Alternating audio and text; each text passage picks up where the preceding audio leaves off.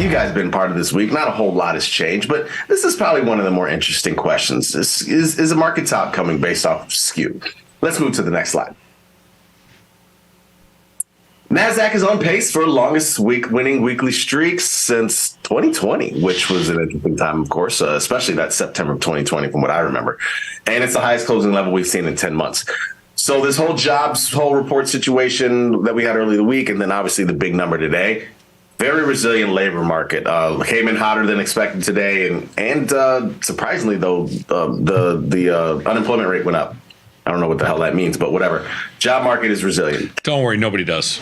Yeah, it is what it is. Everybody's trying to figure out at the end of the day, are we going to get more rate hikes or not? I mean, based on the jobs number, we probably should, but who knows where we'll end up. You noticed some of the retail moves recently? I mean, Macy's was ugly, Dollar General was ugly, Target's down like 10 days in a row. What gives? You noticed? Yeah, I noticed Target. Yeah. You don't notice anything. Yeah, it's ugly in retail right now. I mean, for most of these names, Lulu is different, but Lulu is also, they're different in general. So I don't know. I mean, they took off on earnings, but a lot of these other retailers have been ugly and something to keep an eye out on. So far, no fear, man. I mean, well, that should be VIX, but VVIX and VIX, they're at the lowest closing levels that we've seen in 6 weeks. I mean, VIX closed below 16 yesterday. So no fear.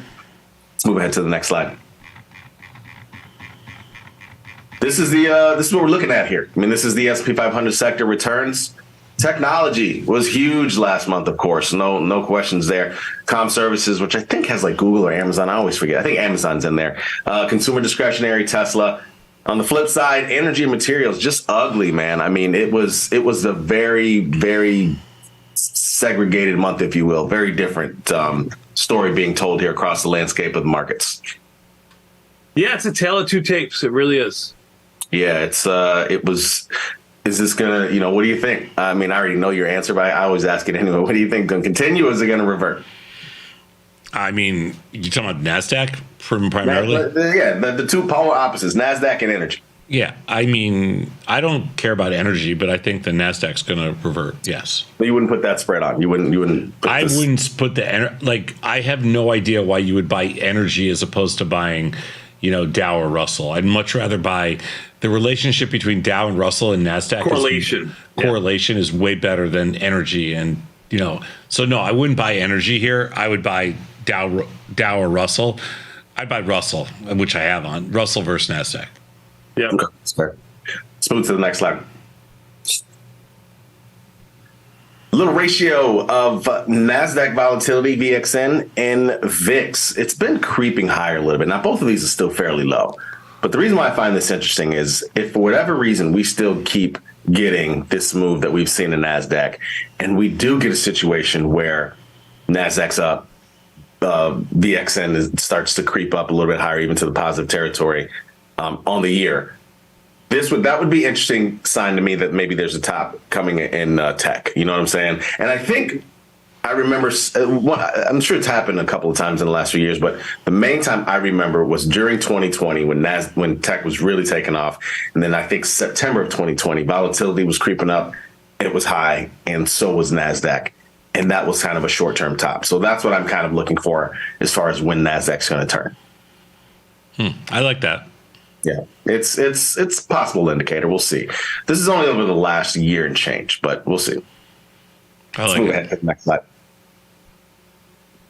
This is what we're talking about here: skew and SPY. And skew's, of course, been talked about a lot recently because it's at the 150 level. Last time we saw that was September of 2021. And people always refer to skew as the idea of art liars and when the black swan event's going to happen, whatever. But the idea is it doesn't always time market tops. Because again, last time we saw it was September 2021. We didn't get a market top until January of 2022. So is that going to happen here or not? What do you guys think? I mean, I think we're closer to that happening than the other way around. But I don't know. I don't think the market's frothy enough to have. NASDAQ's frothy enough for a top. I was going to say, what market you talking about? Yeah, I mean, NASDAQ's frothy enough. I don't think the rest of the market. NASDAQ's frothy? You feel like it is? Yeah, I do. Like how frothy? Like it's going to pull back, or do you feel like it's like over? Like a Dairy Queen Frosty, or like more like a Wendy's Frosty? Like I didn't say frosty. I said said frothy. Oh, sorry. But still, frothy. I still think of frosty when I think of frothy. I don't know. I don't really have a problem with NASDAQ here yet. I know it's going to pull back, probably. I mean, it should pull back. Is it going to tank? I don't know. I don't know if I believe that. I wouldn't go with a tank either. We're just talking about a pullback too, I would think. Yeah.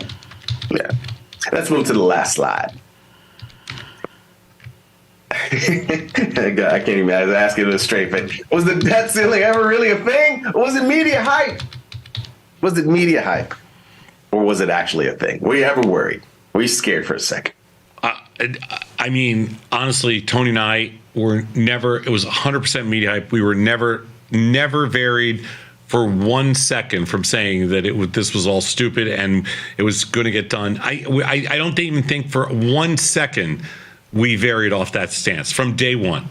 Yeah, I hear you. Same.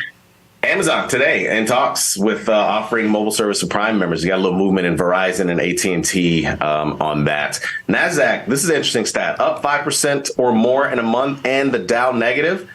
May of just recently, June 2021, June of 2000, February 2000, August 96, May of 83, September 82, and August of 80. So you got 8 instances there.